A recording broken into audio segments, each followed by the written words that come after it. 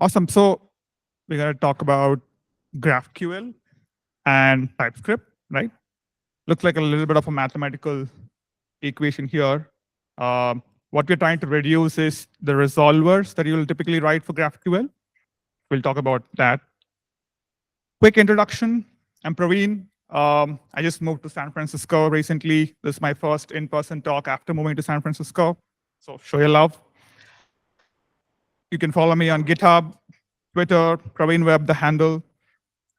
I've been working across the stack for a few years now, and obviously powered by Stack Overflow and ChatGPT of late. Worked across GraphQL, Postgres, and the data access layer, APIs, and you can ask me any questions around that as well. So before we begin, I would love everybody to scan this. So just, I have a couple of questions, a very small poll, just to read the room around GraphQL and Hasura. You'll get a link for menti.com. Do a thumbs up. You'll have a couple of questions. Meanwhile, let me look at the results.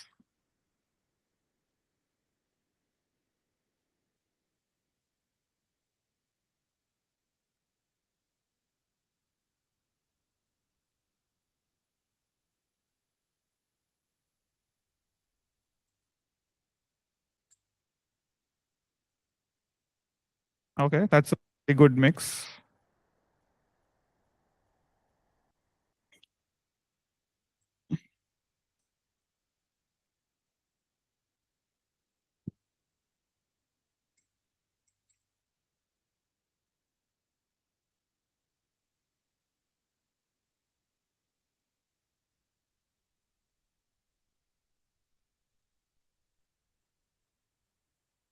Interesting.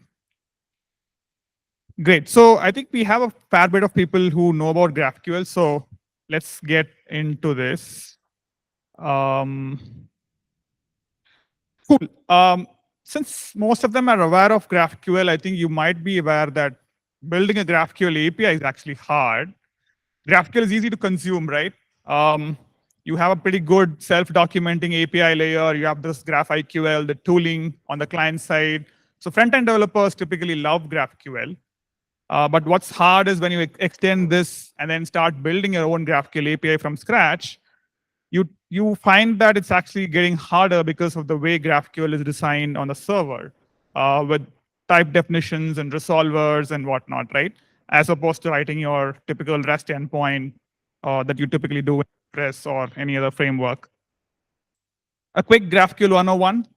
So you have type definitions that you start off with. You have a lot of queries that you define. For example, characters in a movie. For this example, you have a couple of fields. You define those types, and you have a query to fetch data. You encapsulate this in a server, which will typically serve this eventually, right? So how does the server know what to do? So you write a bunch of resolvers. So you have some functions called fetch character, fetch episode, whatever, right? Depending on the types that you have for your GraphQL server.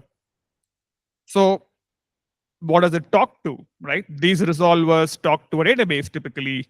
And you have some logic written in your resolvers to talk to the database. Now, how do you typically do that? I mean, you have a bunch of database libraries. You probably use an ORM. You have lots of tooling around there. And you add a lot of authorization control on top of it before hitting the DB. You have a little bit on the other side as well, post the GraphQL layer, which is to take care of the production readiness of the API. So you have caching, limit, API rate limits to worry about, and scaling the API before it hits the DB, right? Now, if you break down the different blocks, right, all of these are code you write and maintain, including type definitions, resolvers, and your caching layer and rate limits and whatnot. So in essence, There are good bits about GraphQL. It's a very powerful query language, self-documenting, front-end developers love this. You can express relationships as a graph, a natural way to query, pretty expressive, right? And recently, supergraph and subgraph as an architecture layer, GraphQL makes the most sense. So what do you mean by supergraph and subgraph here? So supergraph, you have a large organization, you have different teams working on APIs, they're contributing to these APIs. Now, how do you centralize that in one place where a different team can access, team A can access team B's API? There's probably a relationship between those APIs before exposing it to the front end. In a REST API scenario today, there's no easy, clean way to do this, right? So GraphQL makes this with the schema and type system. It makes it easy to do this conceptually, and the clean mental model is there with supergraphs, which is why it scales really well for like complex team collaboration, right? But there are bad bits about GraphQL as well. Like you write a lot of boilerplate, schema definitions. You go back to the MVC world of writing schema, which maps to your database. You write your boilerplate resolvers, which is slightly more than what you typically do with a REST endpoint. And optimizing for performance with GraphQL becomes hard. And the reason why I say is because server implementations in GraphQL and naive implementations will typically lead to n+1 query problem.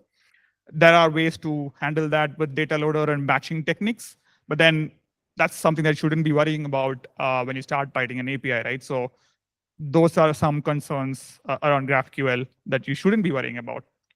And error handling. I hate the way GraphQL throws errors because it's at the response layer and not at the HTTP layer, where I get a 200 and then I need to worry about the response, parse the response, and then do whatever with that on the errors, right? So what if building a GraphQL API was just, I write a bunch of functions and I get a GraphQL API? The reason why I say this is because today, if you want to write a GraphQL API, you write a schema, you write a resolver, you optimize for data loader, you optimize for batching techniques, expose an endpoint, and you still end up hitting more database queries for your typical query. What if it's just a simple function that you write that becomes a GraphQL API, as opposed to like this boilerplate code that you typically end up writing, right? Which is where I'm going to introduce Hasura. And what Hasura does is it's essentially a compiler. And there are like two parts to this, right? There's a build time and there's a runtime version. At the build time, what Hasura does is it introspects your database, let's say Postgres or MySQL or Mongo, and it basically automatically creates the GraphQL schema for you, and it will also automatically generate the GraphQL API for you and exposes an endpoint that you can immediately start using. At the runtime, what it does is reads the incoming GraphQL query and parses the query and compiles it into a single SQL query. So typically, when you're writing a resolver on your own, you will resolve on a node level and a field level. And typically, if you have a nested relationship in GraphQL, you will end up resolving and resolving to data instead of SQL. So what happens is if you're fetching, let's say, authors and articles, you would have one SQL query to fetch authors and one query to fetch articles, right? But typically, if you approach this problem naively, you would say, hey, there's one query that I can write. There's one SQL join that I can write, which will fetch this data in one shot. So why not do that? The problem is server implementations in GraphQL forces you to think in resolver mode, which doesn't let you do this compiler based approach. But Hasura does this. So it reads the query, converts to SQL, adds your authorization rules on top, and does the n+1 problem being addressed because now you're compiling instead of resolving. Now, stepping back to the GraphQL 101, we have this different blocks of code that you are writing and maintaining. Now, as you introduce tools like Hasura, PostGraphile, which is there for Postgres, Tuckle, which exists for SQLite, What they do is they actually introspect the DB and reduce the schema that you write manually. It will automatically generate the resolvers. And you probably have a little bit of config that you would have to maintain. And your caching and your API limits are at the infrastructure layer maintained for you automatically. So you're going back to the previous one. All of your server code, typically for your boilerplate schema and your resolvers, your ORM code, they get replaced with these tools. But a new problem is there, which is not all your logic is actually tied to your database, right? You do have some custom logic, business logic that you have for your application that you need to keep writing, which probably need not necessarily hit the database. So what do you do in that case? So you still need to write a little bit of code at that layer where schemas and resolvers are generated for a database, but then there's more custom code that you need to write. And the config still remains the same, and your infrastructure layer remains the same. This is where we have an experiment where TypeScript could help here. The reason I say is because TypeScript already has you already have an input which is typed, you have an output which is typed, you have good annotations which you can do to infer some data.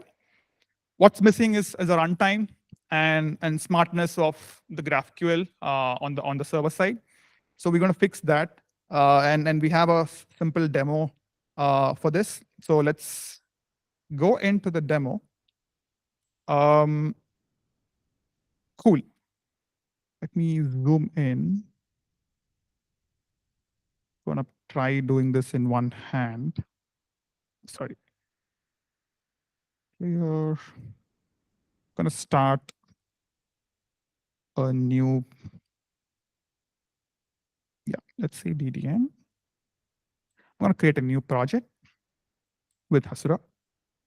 Just going to go into DDN. Simple directory structure. You have a build profile. You have subgraphs and a supergraph, bunch of YAML config, right? Let me open up VS Code. See this? Yeah. Cool. So we have commands, we have data connectors, we have models, right? Models will typically map to your database that you connect to. Data connectors are just connectors that you will typically write. Now, I'm going to write one for TypeScript, and we'll see how a simple TypeScript function can actually become GraphQL. So I'm going to start by adding a new folder, which is to say TypeScript logic, for example. Now, let me actually navigate data connectors, TS logic. Who has used Yeoman generator before? Cool. I thought it was pretty old, but we do use it. So I'm going to use a Yeoman generator to scaffold a simple TypeScript function.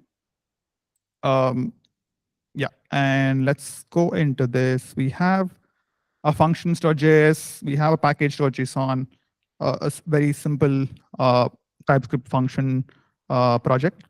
We've written an SDK which does the magic where it reads your function and maps it to a GraphQL API, right? So this is the NDC Lambda SDK, which is the dependency that's added here. So we have a TypeScript function here. Now let's actually go ahead and add this to the build profile. Let me copy some code. So I'm going to go to build profile.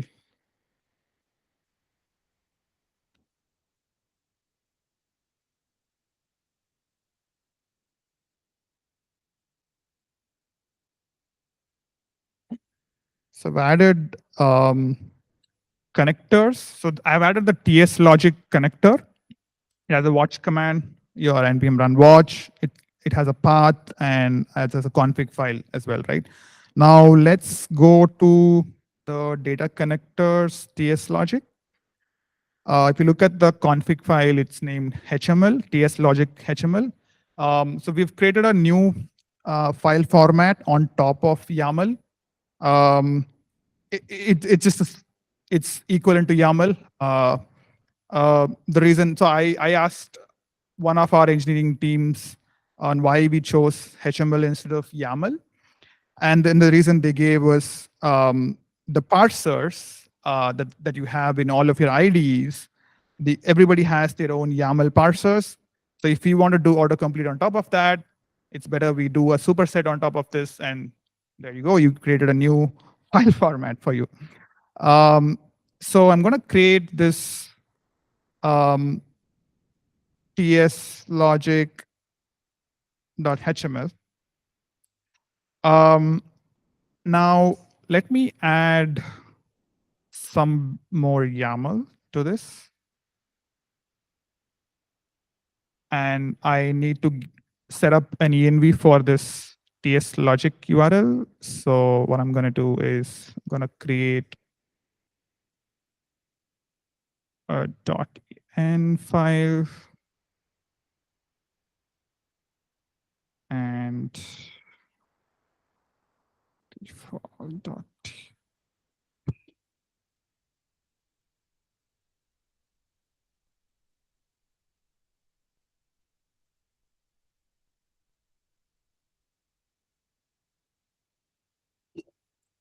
Cool. So I've given a simple host and port for the TypeScript server to run. And internally, we'll do a simple check on this. Now, once I have this, let me start the watch command to start the build.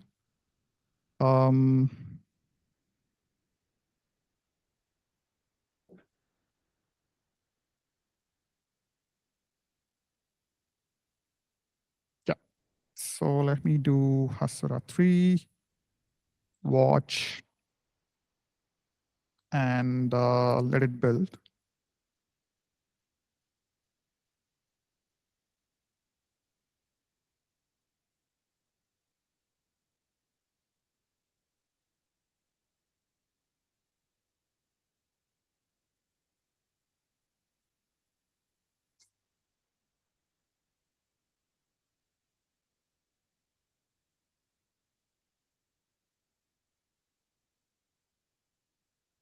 So let me go to the browser.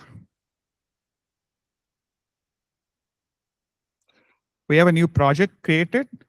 We currently don't have any queries visible here. So let's fix that. Let's go to the TypeScript logic. Just let me close this one. So once I did the watch command, what it did was it basically read the functions.ts, and it found that there was a function name called hello. It inferred the types from this, and we have a schema now, a YAML schema. So now this will become GraphQL once I do a build on top of this, right? So what I'm going to do is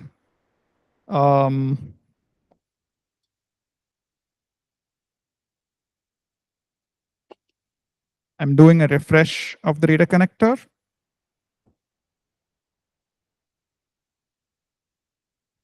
And I'm tracking the function that we've added. So there's the hello world was just basically there already. I'm just tracking this entity.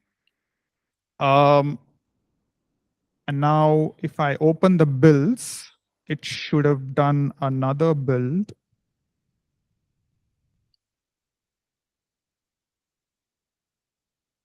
Right. Let me reopen this. So now we see the hello query, and you should get a response, hello world. So we have a basic scaffold up and running. Now let's look at what's actually happening underneath. So this is the TypeScript function. Now let's create probably one more. Maybe let's use Copilot. to create one, right? Let's say create a type function which returns,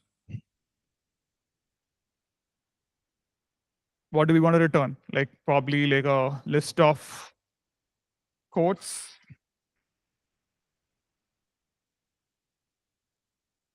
or probably a random quote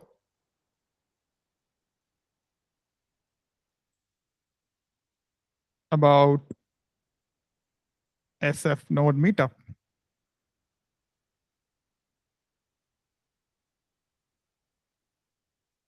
Yeah, let's see what it comes. Okay, not bad. Let me export this. SFNode Meetup is a great place to learn network. Yeah, sure. Now let me actually to add an annotation, right? Yeah, so we have a function get random quote string. It returns a string, and yeah, so we have a bunch of quotes, and we're picking a random quote from this, right? Copilot generated this. So now let's actually go to TS logic. Um,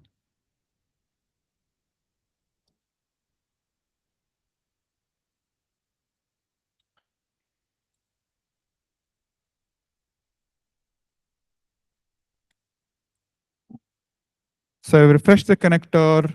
Um, I have I've done a track again. So it should have identified this new function. So you see here, get random quote. Again, a string. Now let's see if the build got completed. Yes. So let's open it up in a new tab. So we do have the get random quote. Let me remove the hello command. Yeah. So we do have a response, right?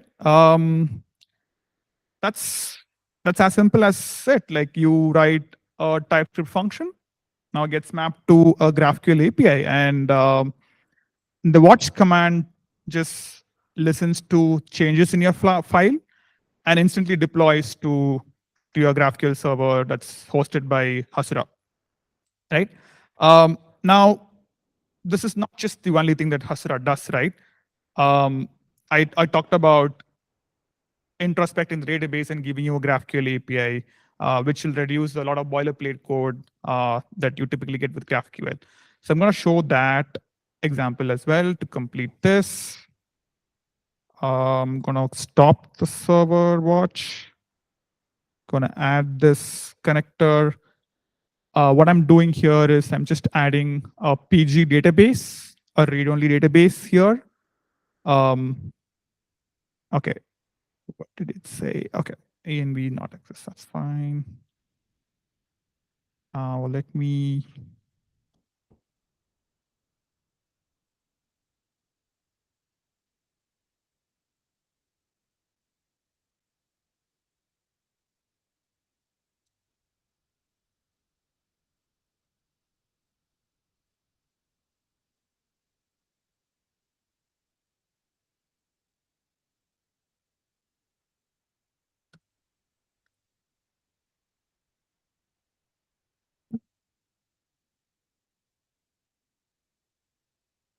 so I've added the PG connection.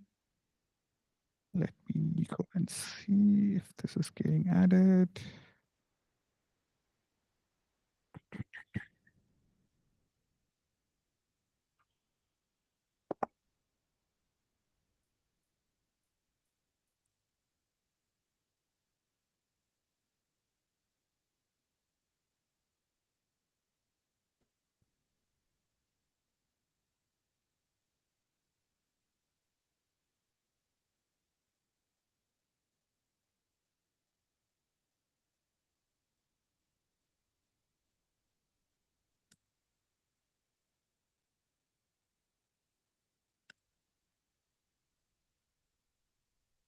Let me do one more attempt at this.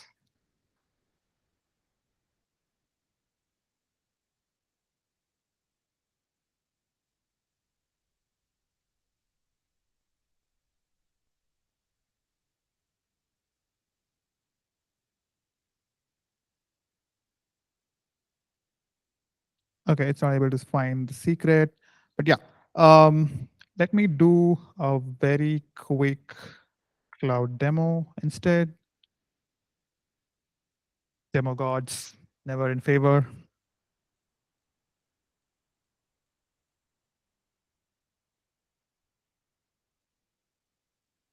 So I'll just quickly copy this Postgres read-only DB URL. I'll go to data. So Hasura can introspect a bunch of these databases and even flavors of Postgres. In this case, I'm just going to do Postgres, a raw database URL, read-only URL.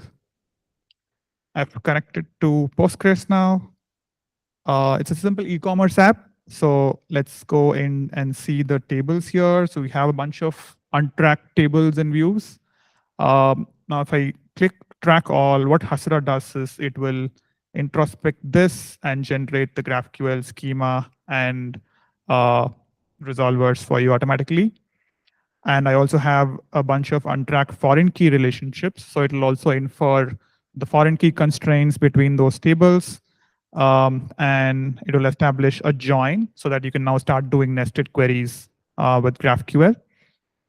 Now I've tracked them. Now you can already see the queries starting to appear here. So now let's make a simple query, let's say orders, delivery date. Let's also get the product nested with the ID and name.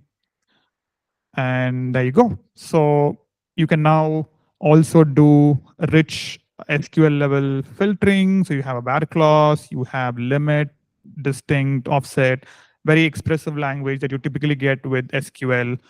You can create views and again query through GraphQL, procedures, store procedures, functions, leverage basically the database, expose them as GraphQL, and write TypeScript functions for any of the custom logic, which will automatically become GraphQL for you.